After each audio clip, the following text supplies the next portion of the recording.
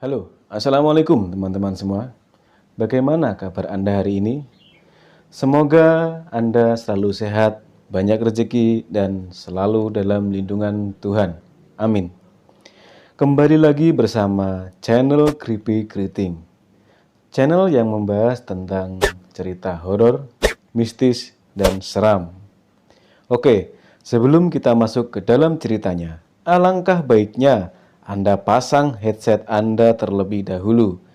Pejamkan mata Anda, resapi ceritanya, dan bermainlah dengan imajinasi Anda. Bersama saya, Bang Yon, kita mulai ceritanya.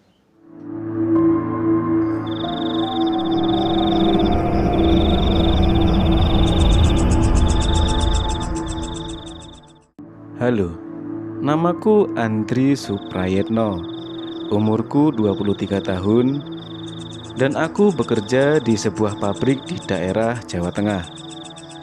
Dan tentu saja, rumahku bukan di daerah tersebut, melainkan aku tinggal di daerah Bojonegoro, Jawa Timur.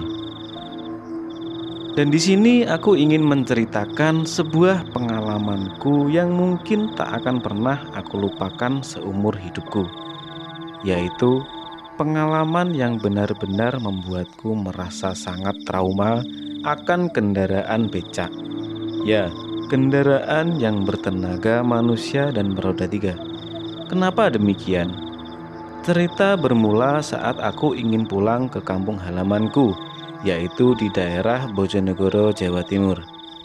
Karena jujur saja, aku sudah hampir 4 bulan tak berkunjung ke rumah orang tuaku. Yang biasanya aku 3 minggu sekali aku sempatkan untuk pulang. Karena beberapa bulan terakhir aku kejar setoran di pabrik sepatu tersebut, aku jadi tak bisa pulang hingga hampir 4 bulan. Kangen rasanya, kepengen pulang dan bertemu kedua orang tuaku di kampung halaman. Dan hari itu, tepatnya hari Sabtu siang, aku mulai bergegas mencari bis tujuan arah Bojonegoro. Dan setelah kudapatkan, aku langsung naik dan duduk di kursi paling belakang. Sebenarnya masih banyak kursi kosong di depanku, tapi entah mengapa setiap naik bis, aku lebih suka duduk di kursi paling belakang. Singkat cerita, perjalananku memakan waktu yang cukup lama, karena waktu itu arus lalu lintas benar-benar sangat padat. Setibanya di terminal, kira-kira hampir pukul 11 malam waktu itu, aku pun berjalan kaki menyusuri pinggiran terminal mencari becak langgananku, yaitu Pak Parno. Laki-laki berusia 65 tahunan itu selalu menjadi langgananku ketika aku pulang dari bepergian dan butuh tumpangan becak. Ada alasan tersendiri aku sangat suka naik becaknya Pak Parno, karena orangnya yang ramah dan berselera humor tinggi. Jadi, meskipun hanya becak biasa, aku pun merasa sangat bahagia dan betah karena aku bisa tertawa ngakak oleh lelucon-lelucon Pak Parno yang benar-benar konyol itu. Tapi hampir aku berputar-putar menyusuri pinggiran terminal, tak tampak Pak Parno sedang parkir bersama becaknya. Dalam hatiku bertanya-tanya, Pak Parno kemana ya? Tumben gak kelihatan. Biasanya kan ada di pojok terminal. Aduh, kebahagiaanku hilang separuh ini, gumamku sambil duduk di trotoar.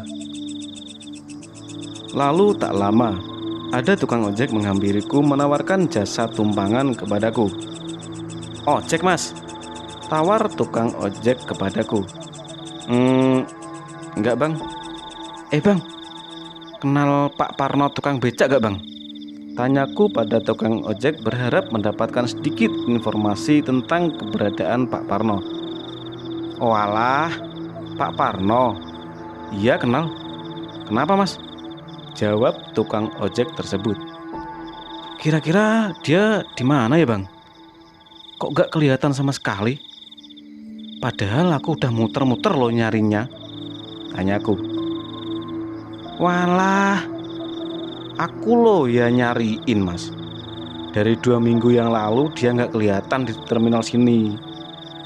Aku juga nggak tahu mas, sekarang dia di mana. Palingan dia lagi sakit mas, jadi nggak bisa narik, jawab tukang ojek yang sontak membuatku terkejut.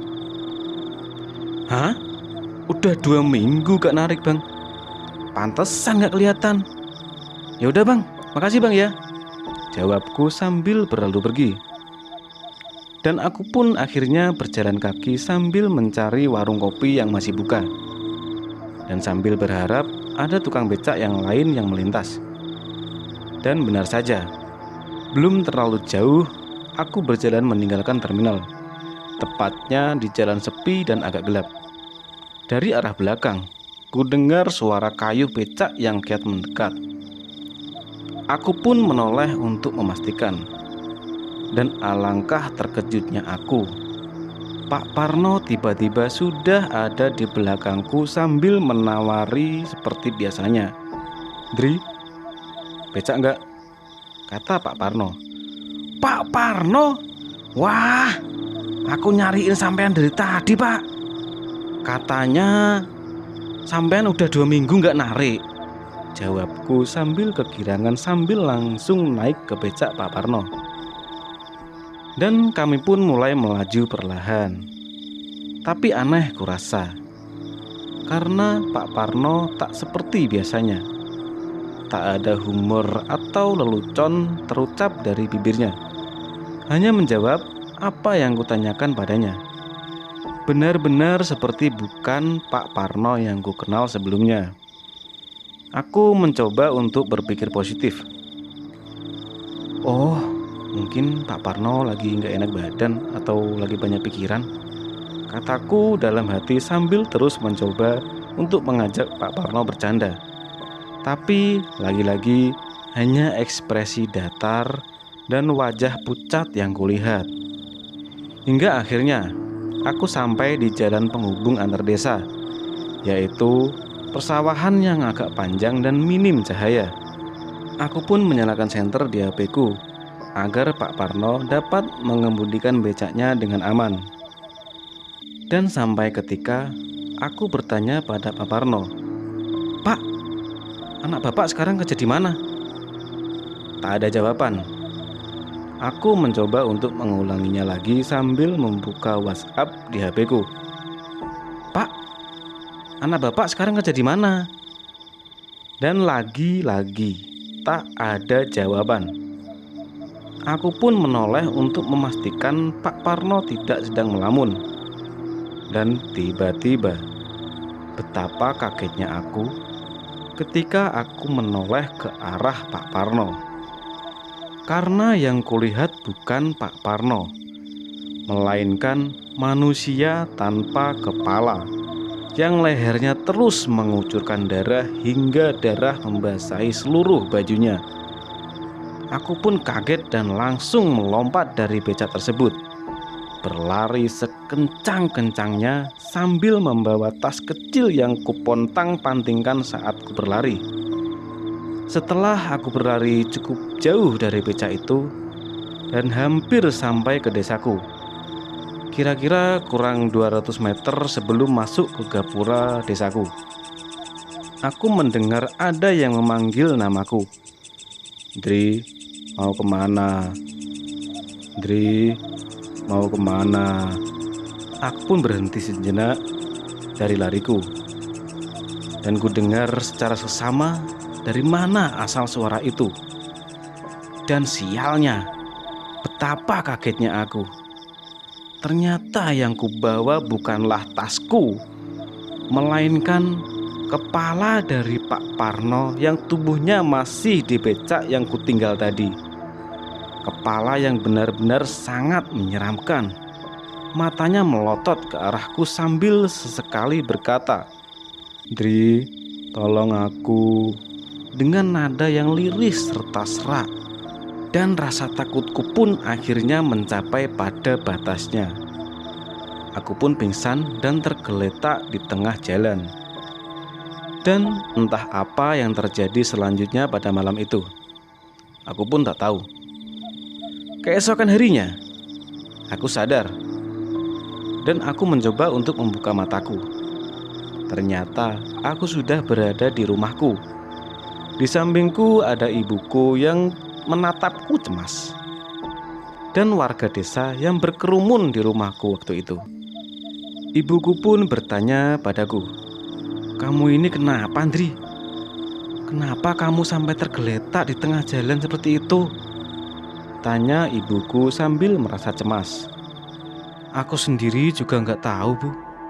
Sepertinya aku pingsan, Bu," jawabku sambil menggaruk-garuk kepalaku sendiri. Dan aku pun tidak langsung menceritakan apa yang terjadi malam itu. Tapi aku mencoba untuk menggali informasi terlebih dahulu. Anu, Bu, Pak Parno tukang becak langganan kita kemana ya, Bu? Kok tadi malam aku nggak lihat Pak Parno? Padahal aku udah muter-muter loh nyarinya, tanyaku pada ibuku. Dan ibuku menjawabnya dengan nada pelan, "Pak Parno becak toh? Oh alah, iya aku lupa kasih kabar ke kamu, Dri. Kasihan Pak Parno, dia udah meninggal dari 3 minggu yang lalu." Aku pun kaget, seperti tak percaya. Tapi itulah yang dikatakan ibuku. Ibuku tak mungkin berbohong kepadaku. "Heh? Sudah meninggal, Bu? Terus meninggalnya kenapa, Bu? Apa dia sakit atau apa, Bu?" Tanyaku yang mendesak ibuku untuk segera menjawab. "Kasihan dia, Andri. Pak Parno meninggal kecelakaan waktu dia mau nyebrang perlintasan rel kereta desa sebelah. Dia ketabrak kereta dari arah timur. Dan yang lebih mengenaskan lagi, tubuhnya ditemukan 100 meter dari tempat tabrakan tanpa kepala, Andri. Dan sampai sekarang kepala Pak Parno belum juga ditemukan. Entah kemana." Aku pun shock, kaget, dan tak percaya dengan apa yang ku alami tadi malam. Dalam hati berkata, "Berarti tadi malam yang ku naiki." Dan cerita pun selesai. Dan demikianlah cerita horor pendek tentang becak Pak Parno. Pesan dari kami untuk Anda, jangan lupa untuk selalu berdoa dimanapun Anda berada. Karena tanpa kita sadari, kita tak pernah sendiri. Saya, Bang Yon, pamit undur diri. Sampai bertemu lagi di cerita selanjutnya. Dan assalamualaikum.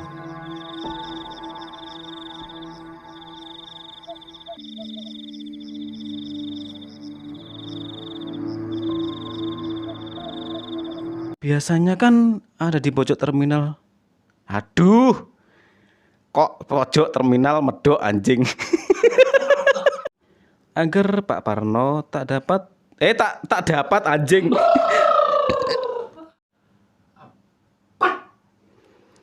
Dan rasa takutku pun akhirnya mencapai pada batasnya.